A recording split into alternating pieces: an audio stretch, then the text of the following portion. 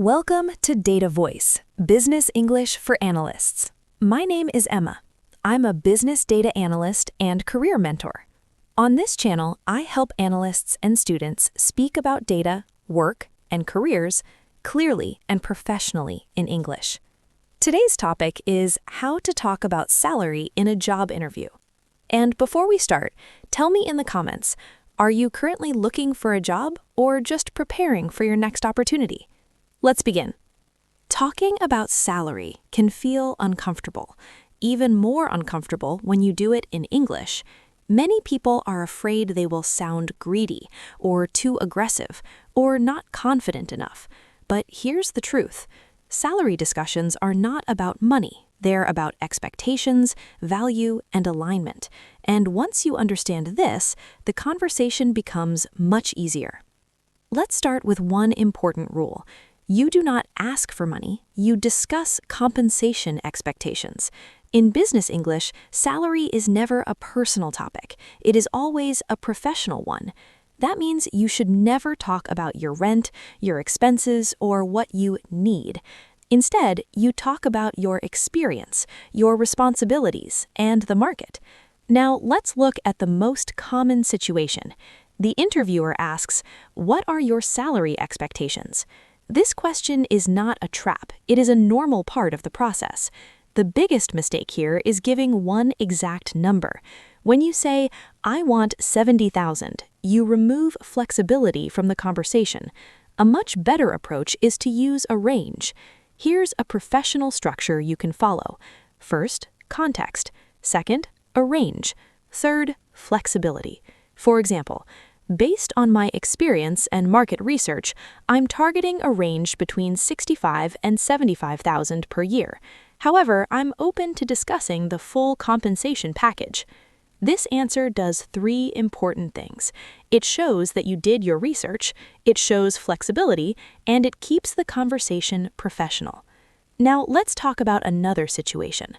What if you want to ask about salary first? Many candidates feel uncomfortable doing this, but asking is completely normal if you do it correctly. Do not say, "How much do you pay?" That sounds too direct and too informal. Instead, use business language. For example, could you share the budget range for this role? Or how is compensation structured for this position? If you want to sound even more professional, add this sentence. I want to make sure our expectations are aligned. This shows maturity and business thinking. Now, let's move on to a difficult moment. You receive an offer, but the number is lower than expected. Your first reaction might be emotional, but this is exactly the moment to stay calm. Never say, "That's too low." Never say, "I was expecting more." Instead, slow down the conversation. You can say, "Thank you for the offer. I really appreciate it." Pause.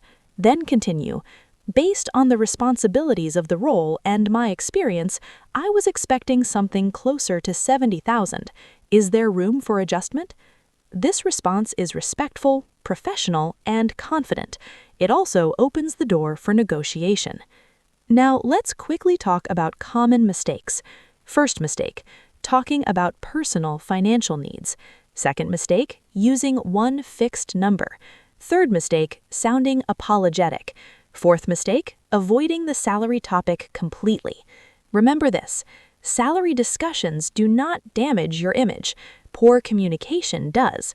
If you speak clearly, calmly, and professionally, you don't look greedy, you look competent.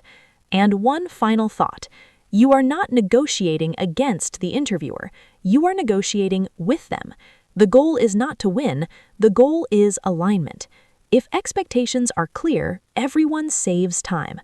So next time you talk about salary, stay calm, use professional language, and treat it as a business conversation.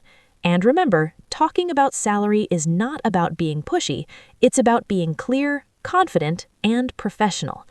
If this video was helpful, please like it. It really supports the channel. Subscribe to Data Voice for practical business English designed specifically for analysts. And don't forget to comment, are you actively job hunting right now or just building skills for the future? Thank you for watching. I'll see you in the next video.